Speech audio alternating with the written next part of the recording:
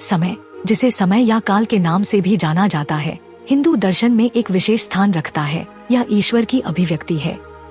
ईश्वर के अनेक चेहरों के बावजूद वह पूर्ण अस्तित्व है जो बदलता नहीं है, नष्ट नहीं होता है और दुनिया खत्म होने पर भी बना रहता है।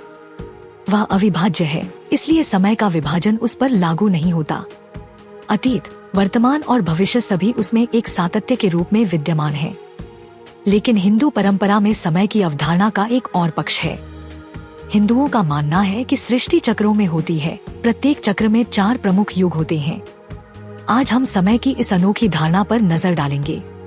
विचार इस बात पर बहस करने का नहीं है कि यह सही है या गलत, बल्कि यह इस बदलती दुनिया में रहने का एक वैकल्पिक तरीका है जहां समय बहुत अधिक संसाधन बन गया है, जिसने इसके सार को छीन लिया है। समय के भव्य पैमाने। कार्ल सागन ने इस बात पर आश्चर्य व्यक्त किया कि प्राचीन ऋषियों और संतों ने समय और स्थान की अवधारणाओं और जीवन और अस्तित्व के अन्य गहरे रहस्यों का कितना सटीक वर्णन किया, जो अभी भी मानव जाति के लिए कौतूहलपूर्ण है। इस प्रकार इसमें कोई आश्चर्य नहीं होना चाहिए कि हिंदू परंपरा में समय की अवधारणा बहुत भव्य है, जो स्पष्टीकरण के बावजूद रहस्य में डूबी हुई है। अन्य संस्कृतियों के विपरीत, जो अपनी ब्रह्मांड संबंधी व्याख्याओं को कुछ 100 या हजारों वर्षों जैसी परिचित और गणनीय इकाइयों पर आधारित करती हैं, समय का हिंदू विचार अरबों या खरबों वर्षों से संबंधित है। पुराणों, हिंदू परंपराओं पर प्राचीन ग्रंथों और धर्म ग्रंथों का एक प्रभावशाली संग्रह के अनुसार समय इकाइयां अनंत लघु त्रुटि से शुरू होती हैं, जो 1 सेकंड के 1,1,0,0,000 तक चलती है, 311 ट्रिलियन वर्षों के महामंतवर तक। सृष्टि का चक्र और युग।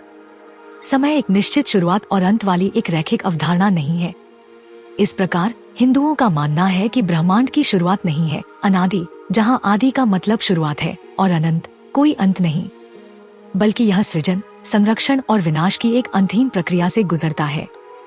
चक्र, जिसे कल्प के नाम से भी जाना जाता है, अनादि काल का प्रतिनिधित्व करता है।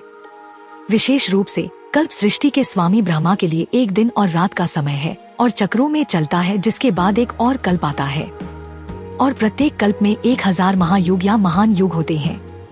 हालांकि पुराण प्रत्येक चक्र को 4 युगों में विभाजित करते हैं: सतयुग, त्रेता युग, द्वापर युग और कलयुग। अलग अलग समय सीमाओं, उद्देश्यों और अद्वितीय लक्षणों के साथ वे सभी महान युग या महायुग बनाते हैं। एक युग चक्र में 4.32 मिलियन वर्ष होते हैं और एक कल्प को 4.32 बिलियन वर्षों से दर्शाया जाता है।